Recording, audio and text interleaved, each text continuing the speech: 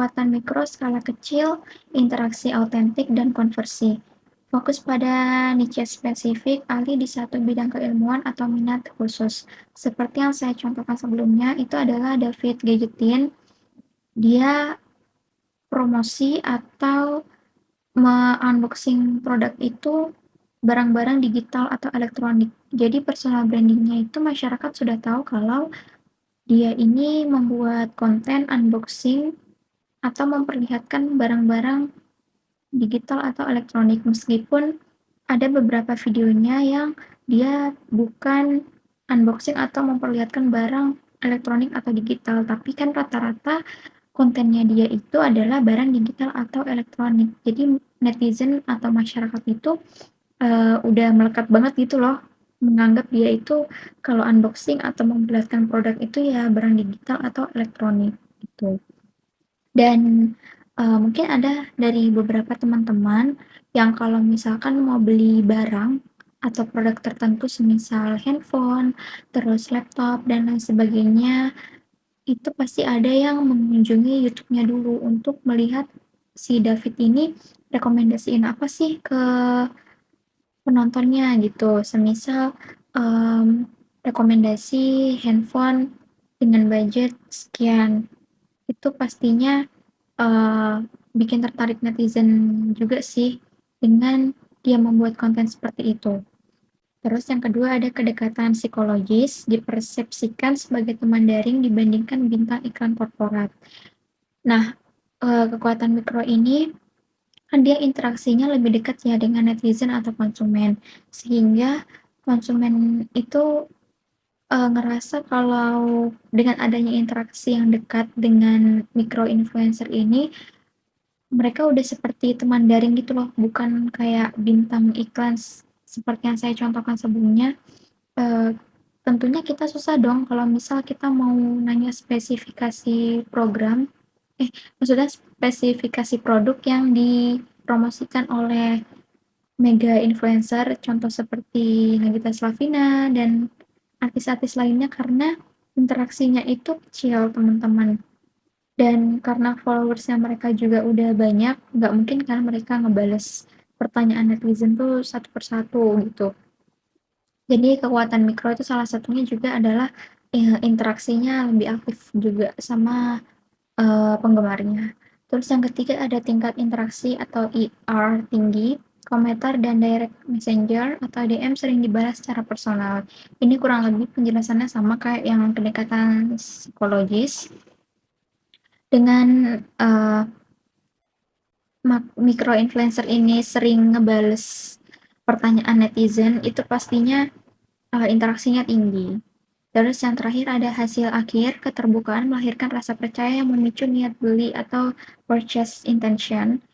Ketika konsumen itu udah percaya sama salah satu micro influencer, pastinya um, konsumen juga bisa aja untuk nge-repurchase atau beli lagi barang yang udah dipromosiin sama si micro influencer ini.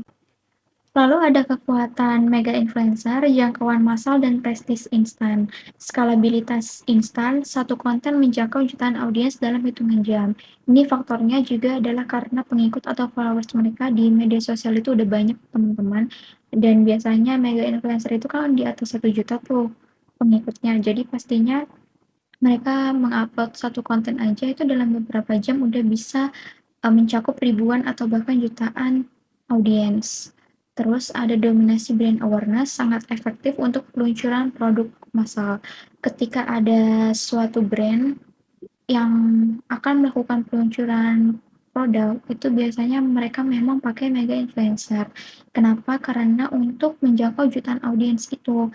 Jadi ketika mereka menggunakan mega influencer, peluncuran produk barunya mereka ini itu dengan cepat bisa diketahui atau tersampaikan kepada banyak konsumen. Terus ada dampak prestis, yaitu halo efek. Produk yang digunakan figur publik otomatis dipersepsikan bergengsi. Nah, banyak netizen atau masyarakat yang menganggap bahwa produk yang digunakan oleh mega influencer atau figur publik yang sudah terkenal dan pengikutnya banyak, itu dipersepsikan barang yang mereka gunakan itu bergengsi, teman-teman.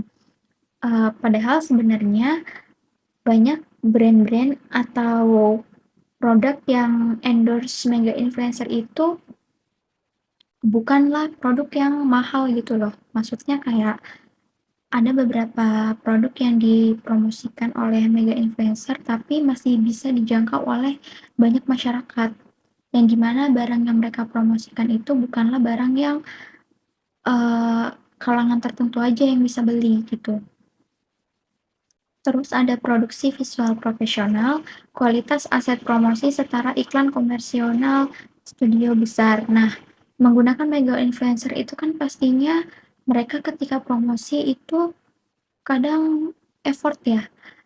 Ada beberapa mega influencer yang ketika mereka mendapatkan endorsement, mereka melakukan promosi produknya itu effort banget gitu kayak sampai apa ya, barang-barang yang mereka gunakan atau tampilan video yang mereka tayangkan untuk sebuah promosi itu sangat berkualitas gitu.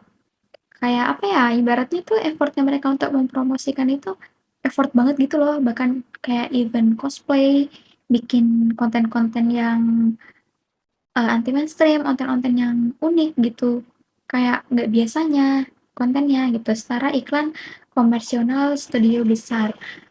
Ada konten kreator atau influencer yang dia itu berkecimpung di TikTok dan ketika dia mendapatkan endorsement lalu mempromosikan produknya itu benar-benar effort banget teman-teman, bahkan dia sampai bikin iklan gitu loh kontennya, kayak iklan produk yang dia endorse itu. Mungkin beberapa teman-teman ada yang tahu tapi saya lupa namanya, tapi ada, dia benar-benar kayak effort banget sampai bikin iklan untuk produk yang mau dipromosiin. Terus itu ada analisis kuantitatif, pertarungan kinerja metrik. Di sini ada dimensi, micro influencer, dan mega influencer. Engagement rate-nya di micro influencer itu ada di rata-rata 3,86% sampai 5,7%. Dan micro influencer ini dia lebih unggul interaksi ya daripada mega influencer. Maksudnya ini interaksi dengan para konsumen atau netizen itu mereka lebih unggul di micro influencer. Tapi kalau untuk mega influencer itu rata-rata uh, kurang dari 1,5% unggul di jangkauan. Kalau micro influencer itu dia unggul di interaksi, lebih dekat interaksinya dengan konsumen, tapi kalau mega influencer itu dia unggul di jangkauan.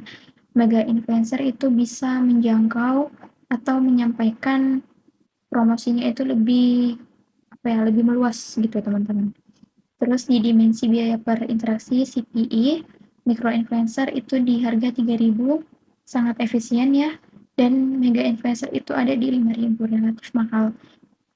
Kurang lebih selisihnya segitu teman-teman biasanya. Terus biaya per post.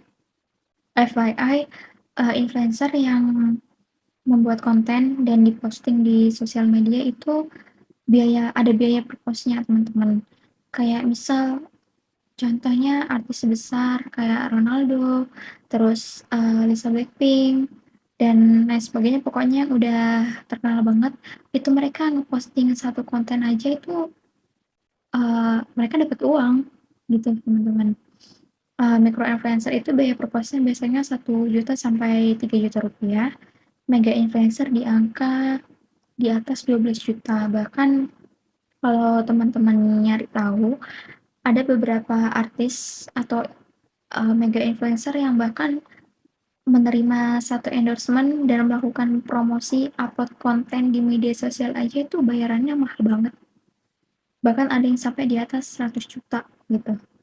Terus ada dimensi metrik utama, micro influencer itu konversi penjualan, dan mega influencer itu dia impresi massal. Makanya banyak uh, brand yang kalau mereka melakukan peluncuran produk itu biasanya mereka menggunakan mega influencer karena kan mega influencer itu dia impresinya massal ya, jadi masyarakat atau netizen atau konsumen itu lebih cepat mendapatkan informasi mengenai peluncuran produk baru dibanding mikro influencer. Kalau mikro influencer itu dia lebih konversi penjualan, dia lebih fokusnya ke kalau dari mikro influencer-nya sendiri loh ya, mereka lebih fokusnya ke seberapa banyak produk itu terjual gitu. Terus ada studi kasus performa kampanye Scientific. Ada waktu di mana Scientific ini menjadi memimpin brand global terlaris dengan market share sebesar 7,6% kategori pelembab wajah. Dan saya juga notice, mungkin beberapa teman-teman juga ada yang notice ya, Scientific itu waktu ngeluarin produk pelembab wajahnya dan masuk ke pasar Indonesia itu banyak banget influencer dari yang mega sampai yang nano influencer sekalipun itu ngepromosiin pelembab wajah Scientific itu. Dan akhirnya banyak masyarakat atau konsumen yang membeli produk itu. Scientific menguasai 7,6% pangsa pasar pelembab wajah di Indonesia melalui integrasi dua lapis Key Opinion Leader atau KOL dan barisan makro atau mega. Contoh, Abel Cantika. Teman-teman mungkin ada yang tahu Abel Cantika. Dia mengeksekusi kampanye kesadaran merek, memberikan legitimasi dan prestis. Terus ada barisan mikro, contohnya Skin Opa, itu melakukan edukasi detail, uji tekstur, dan interaksi langsung di kolom komentar. Nah, kalau Skin Opa itu dia lebih apa ya? Ia memberikan testimoni gitu lah teman-teman, terus edukasi juga kayak misal uh, dia bikin video dengan kalimat siapa di sini teman-teman yang kulitnya kering banget gitu. Aku punya punya andalan produk nih Skintific gitu.